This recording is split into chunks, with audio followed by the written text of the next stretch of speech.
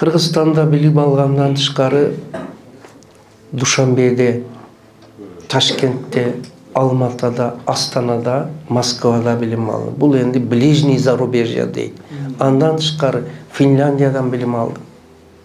Финляндиядан. Хельсинки деген, Снелман деген адам болгон. Bir adamın ideyası менен 500 жыл колония болгон мамлекет дүйнөнүн алдыңкы мамлекетинин катарыга кошулуп кеткен. Шол адам ага экен, Снелман деген. Ал ички иштердин мамлекети болуп кетиптир. Алкаш. Урулуп, туура эмес жол, туура эмес дегендин ичинде баары бар.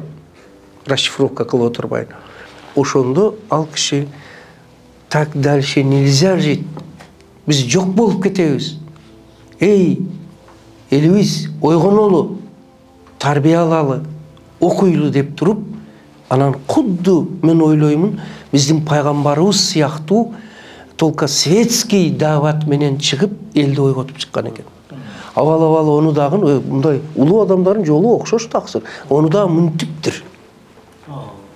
Пайгамбарыбызга ушу сөз айтылган да, мынтиптир, чо дегендей да. Алкаштарга жагабы да ичпе, таза жүр десе.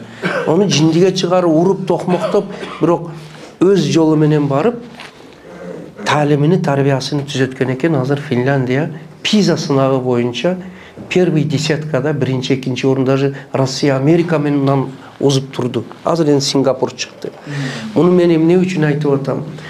Улутубуз, элибиз ошентип илим билим жолуга чыкпасак агар, биз баягыдай баткакка 500 жыл жаткандай болуп калышыбыз мүмкүн. Баткак обязательно эле саз эмес, болото эмес, надандыктын баткагы, түркөйлүктүн баткагы, караңгылыктын баткагы, ичи тарлык, бакылдык, көрө албастыктын баткагы, текебирликтин баткагы, мунун аты жалпылап айтканда руханий баткак.